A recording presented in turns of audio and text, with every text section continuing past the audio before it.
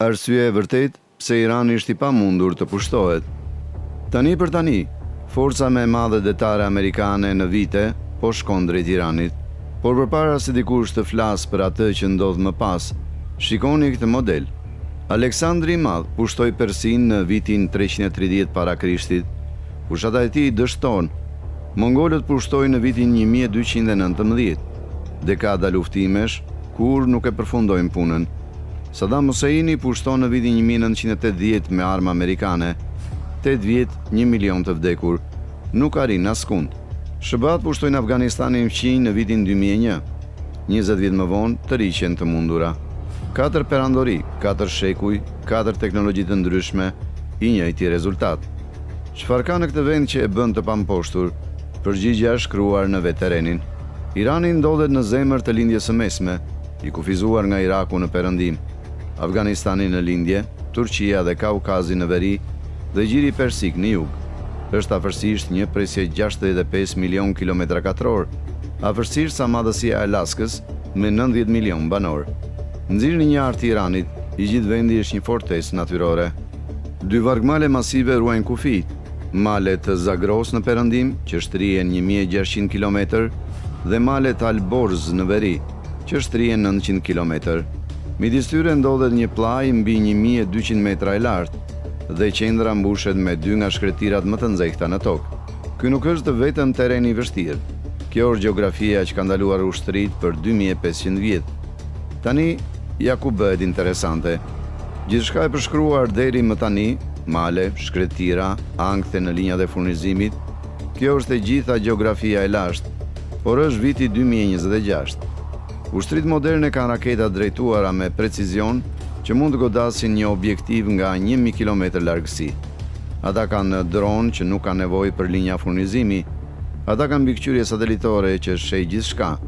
Ata kanë epërsi ajrore që mund të shkatërrojë çdo ushtri konvencionale brenda disa javësh. Pra, pyetja bëhet, a ka më rëndësi gjeografia? Shtetet e Bashkuara mund ta godasin absolutisht Iranin, të nisin sulme ajrore për të shkatëruar objektet, të godasin bunkerët e leadershipit dhe potencialisht të shkatërrojnë në vendet bërthamore, megjithse Fordo është varrosur 90 metra brenda një mali, dhe të ekzekutojnë një blokadë detare përmes ngushticës së Hormuzit, e cila trajton 20% të naftës së botës. Teknologjia moderne e bën të gjithë këtë të mundur, por ja pyetja që askush nuk dëshiron ta bëj. A mund të pushtosh? A mund të pushtosh? A mund të kontrollosh 90 milion njerëz në një terren si ky? Sepse sulmet janë një gjë, mbajtja e territorit është diçka krejtësisht e ndryshme. Le t'ju tregoj saktësisht se si funksionon kjo fortesë. Këto nuk janë kodra të buta. Malet e Zagros ngrihen mbi 4000 metra lartësi, me kalime të ngushta, pa burime uji dhe ndryshime brutale të lartësisë që e bëjnë çdo qasje një zonë vdekjeprurse. Dhe ne e dimë se funksionon sepse është testuar. Nga viti 1980 deri në vitin 1988, Saddam Husseini u përpoq të pushtonte përmes këtyre maleve. Ai kishte inteligjencë amerikane, armë franceze dhe armë kimike. Për 8 vjet, forcat irakiane sulmuan. Rezultati, ata nuk e thyen kur kufirin. Mbi 1 milion njerëz vdiqën dhe lufta përfundoi në një situatë pa krye. Gjeografia ishte e pakalueshme. Ja pse malet kanë rëndësi ushtarakisht. Linjat e furnizimit bëhen të pamundura, pa rrugë, lartësi ekstreme. Artilleria dhe blindat nuk mund të lundrojnë në terren. Pozicionet mbrojtëse bëhen të pathyeshme, me avantazh në terren të lartë. Çdo kalim bëhet një zonë vdekjeprurse, ku sulmuesit kanalizohen në rrugë të parashikueshme. Kufiri verior ka të njëjtin problem. Malet Alborz shtrihen përgjatë bregdetit Kaspik. Mali Damavand qëndron në 5610 metra, më i lartë se çdo maj në Evropë. Edhe Bashkimi Sovjetik, gjatë luftës së dytë botërore, nuk u përpoq kur ta kalonte. Forcat e tyre qëndruan në fushat bregdetare. Po sikur të shkonin përreth maleve përmes qendrës së Iranit, e gjithë brendësia është rrethuar nga male nga të gjitha anët. Qendra mbushet nga 2 shkretira masive, dashte kavir dhe dashte lut. Këto shkretira arrin temperaturat të tokës që te kalojnë 70 gradë Celsius, ndër vendet më të nxehta në tokë. 0 ujë, 0 hije, 0 mbulesë, distanca të mëdha midis qendrave të populluara. Për të arritur në Teheran ose në qytetet kryesore, pushtuesit kanë 2 mundësi: të kalojnë në malet e pamundur me forca të blinduara dhe artilleri, ose të kalojnë shkretë të tirat pa ujë, me vap ekstreme dhe pa furnizime. Të dyja janë makte logjistike. Mbrojtësit mund të riqen në brendësi të vendit, por sulmuesit nuk mund t'i ndjekin pa u shembur linjat e tyre të furnizimit. A i mbani mend këtë pyetje? A mund të pushtoni një terren të tillë? Sapo kaluam 20 vjet duke testuar përgjigjen. Në vitin 2001, Shtetet e Bashkuara pushtuan Afganistanin, vendin ngjitur me Iranin. Afganistani ka ngjashmëri të habitshme gjeografike. Malet i ndukush me maja mbi 7.000 metra, afërsisht gjysma e vendit ndodhet mbi 2.000 metra lartësi. Aksesi kufizuar rrugor përmes kalimeve malore, shkretira të ashpra, terreni i përsosur për luftë guerile. Qeveria talebane u shem brenda disa javësh, një fitore totale ushtarake, por pastaj ndodhi diçka që askush nuk e priste. Për 20 vite të ardhshme, forcat amerikane nuk e kontrolluan kur territorin malor. Talebanët u tërhoqën në male dhe u bën të pathyeshëm. Pavarësisht $2 trilion të shpenzuar, pavarësisht superioritetit ajror, armeve precize dhe droneve, Shtetet e Bashkuara mund të kontrollonin qytetet e mëdha, por jo terrenin.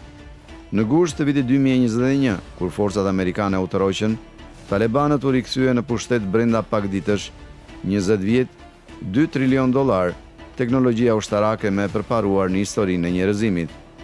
Gjeografia. 1. Tani le të flasim për Iranin.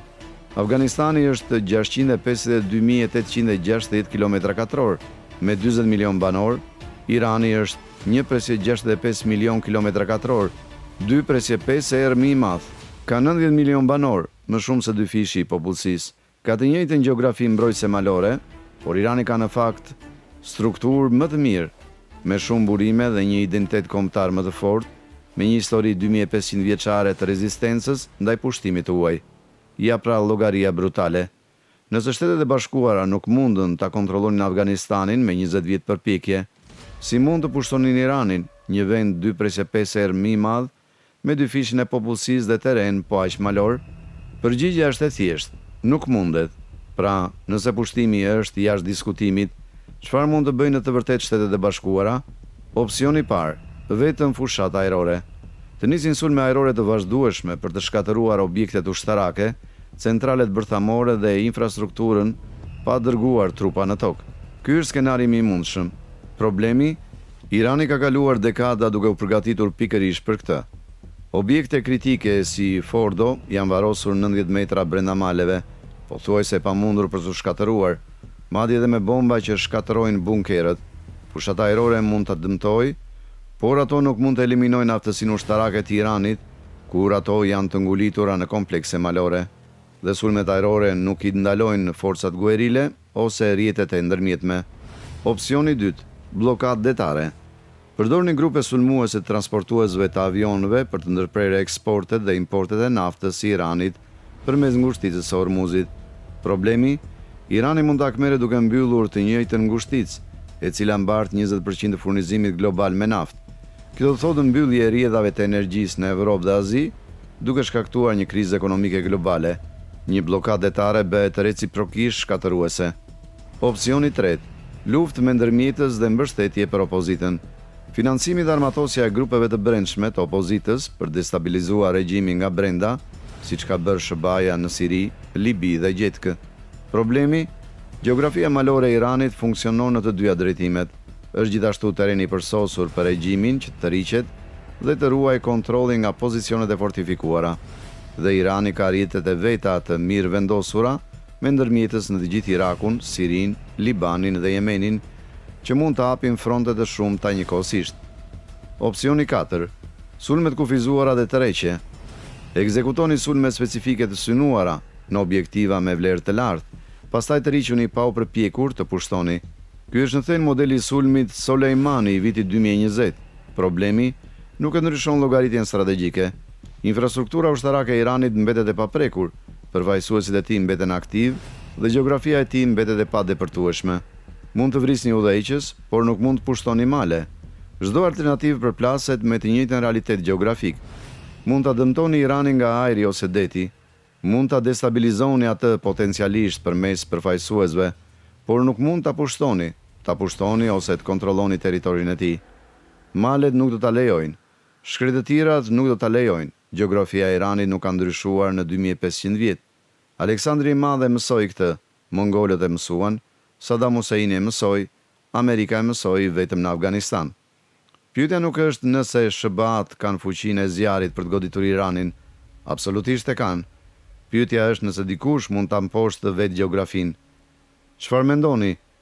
A mundi ka përcej teknologjia moderne ushtarake avantazhet gjeografike, si malet dhe shkretirat e Iranit, apo terreni do t'u jap gjithmonë mbrojtësve e përsi? Më shkruani në komente, nëse ju pëlqeu të mësoni se si gjeografia formësoi strategjinë ushtarake, shtypni butonin pëlqej. Ndani këtë video dhe abonoheni në True Geo për më shumë histori se si vetë toka formëson fitoren.